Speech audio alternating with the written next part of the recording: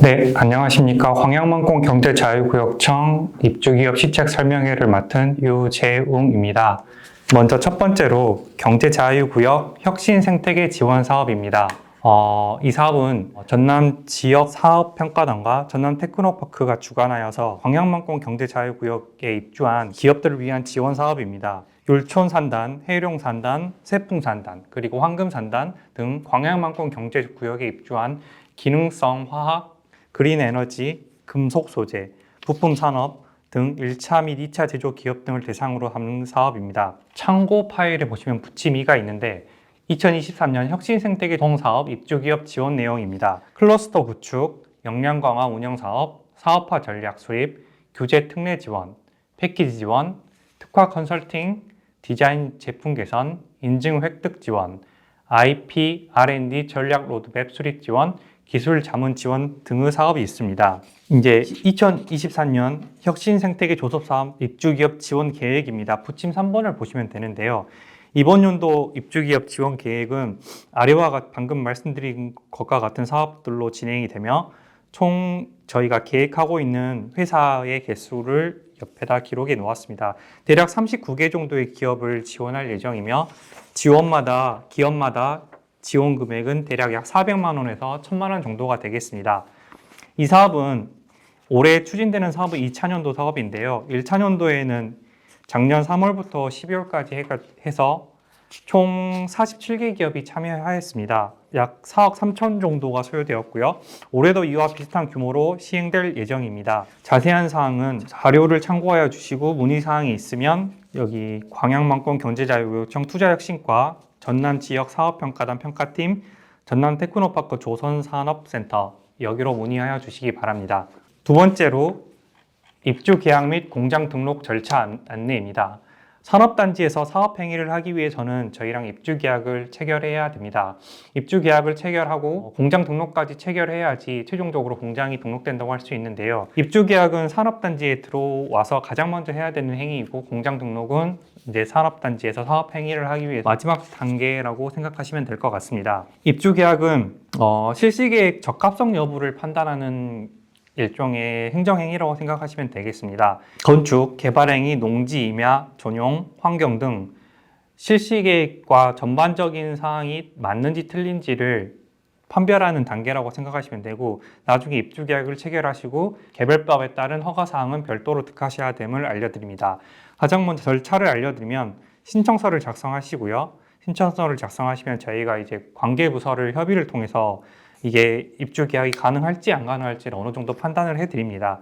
그러면 입주계약이 가능하다고 판단이 됐을 때 입주계약을 체결하시고 각각의 인허가를 별도로 받으신 후에 공장을 건축하시고요. 최종적으로 공장을 등록하시면 되겠습니다. 자세한 사항은 광양만공 경제자유구역청 기업지원과를 통해 문의하시면 되겠습니다. 세 번째로 배출시설 설치 허가 신고 절차입니다. 공장을 운영할 산업단지 내에서 이제 공장을 운영하시다 보면 오염물질이 많이 배출되게 되는데 그 배출시설을 설치하시려면 허가 또는 신고를 해야 됩니다. 이제 대기 및 폐수 배출시설 같은 경우는 1, 2종 사업장이 있고 3, 4, 5종 사업장이 있는데 1, 2종 사업장은 전라남도 동부지역본부에 신청해 주시면 되고요. 3에서 5종 사업장의 경우에는 광양만공 경제자유구역청으로 신청을 해주시면 되겠습니다. 배출시설 설치 또는 허가를 보시면 허가사항이 있고 신고사항이 있는데 허가사항 같은 경우는 특정 유해물질이 많이 나온다든지 또는 배출량이 많다든지 이런 경우에는 허가사항이고 그 밖에는 신고사항이라고 할 수 있습니다. 배출시설 설치 이전에 반드시 허가 또는 신고 절차를 하셔야 되고 이제 국토미토 계획 및 이용에 관한 법률 등의 관련법에서 배출시설의 설치 입지를 제한하고 있는 경우가 있으므로 사전에 설치하시기 전에 반드시 입지 가능 여부를 검토하여 주시기 바랍니다. 자세한 사항은 광양만공 경제자유구역청 건축환경과를 통해서 문의하시기 바랍니다. 네 번째로 고압가스 인허가 절차입니다. 산업단지 내에서 사업을 운영하시다 보면 고압가스를 쓰셔야 되는 경우가 정말 많은데 저희 대표적으로 이제 허가사항에 대해서 말씀드리면 고압가스 특정 제조, 냉동 제조, 저장소 설치, 특정 설비 제조 등이 있습니다. 가장 많이 인허가를 득하는 단계의 허가를 여기 나열해 놨는데요. 먼저 간략하게 설명드리면 고압가스 특정 제조가 있습니다. 이 특정 제조도 허가가 있고 신고가 있는데 먼저 허가사항 말씀드리면 저장 능력 100톤 이상, 처리 능력이 10만 세제곱루베 이상 등이 특정 고압가스 허가 신고 대상이고요. 특정 제조 말고도 일반 제조라는 게 있는데 이거는 특정 제조에 해당되지 않는 것을 일반 제조로 하고 있습니다. 허가사항과 별도로 신고만 하면 되는 고압가스 제조 신고도 있는데 이거 같은 경우 고압가스 충전이 해당되겠습니다.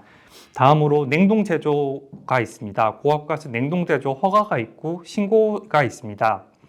허가사항으로는 일일 냉동 능력이 20톤 이상인 경우의 기고, 신고사항인 경우는 냉동 능력이 3톤에서 20톤 미만인 경우입니다.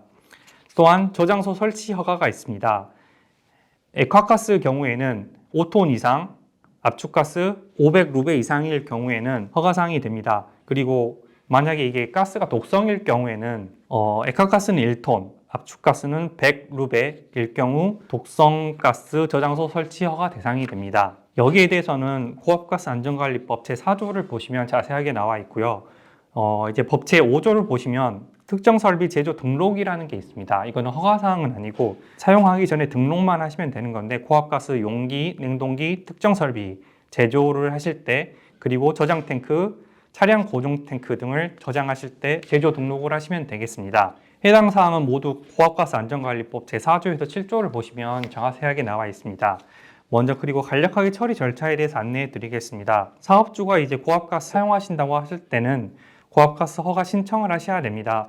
고압가스 허가 신청을 하실 때는 사업계획서, 허가신청서, 기술검토서, 그리고 정관 등이 있고요. 이러한 서류를 갖춰서 신청해 주시면 저희가 고압가스 허가증을 발급해 드립니다. 관련 법을 검토한 후 허가증을 발급해 드릴 텐데 그래서 이제 허가증이 나오게 되면 공사를 하시고 모든 공사가 이루어지면 이제 한국가스안전공사를 통해서 완성검사라는 걸 받게 되어 있습니다. 완성검사를 받으시고 최종적으로 다시 한번 저희 광양경제청에 사업 개시 신고를 해주시면 되는데 그때 관련된 서류는 가스안전공사 안전관리 규정 의견서 그리고 안전관리자를 선임하시고요. 만약에 사태에 대비해서 보험, 가스 사고에 대한 보험 가입을 하시고요. 그리고 완성검사, 가스안전공사를 통해 받으셨던 완성검사, 그 완성검사 증명서를 제출해 주시면 됩니다. 여기까지가 고압가스 인허가와 관련된 간단한 절차였고요.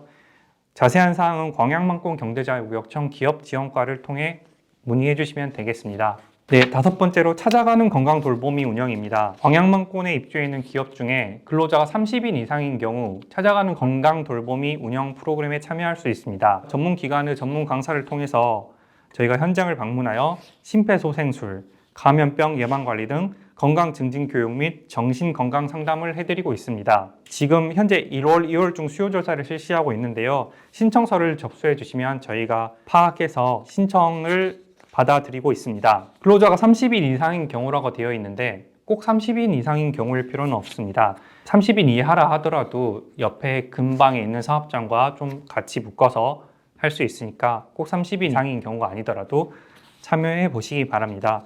자세한 사항은 광양만권 경제자유구역청 기업지원과를 통해 문의해 주시기 바랍니다. 6번째는 기업사랑 자문단입니다.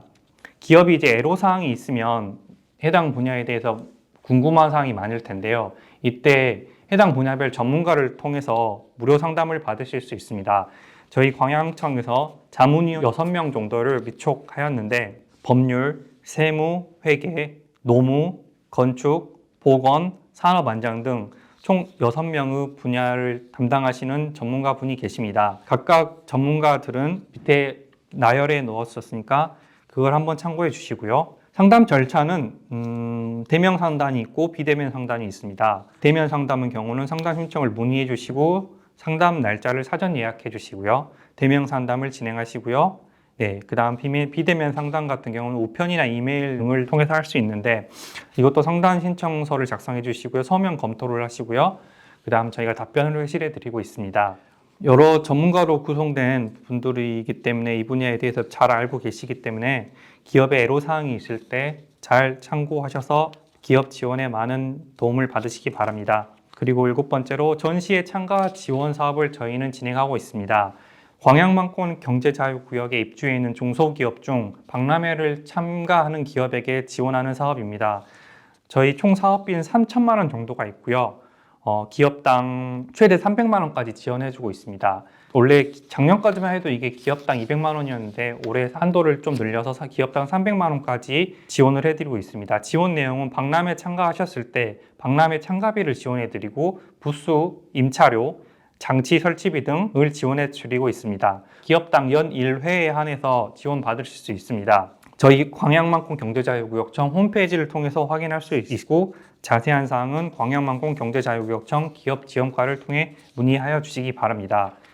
네, 마지막 페이지는 저희 광양만콩 입주기업 현황인데 저희 광양만콩 경제자유구역청에서 관할하고 있는 기업들에 대해서 나열해 봤습니다.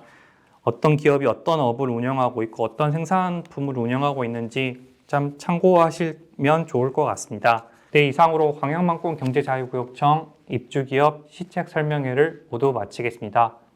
감사합니다.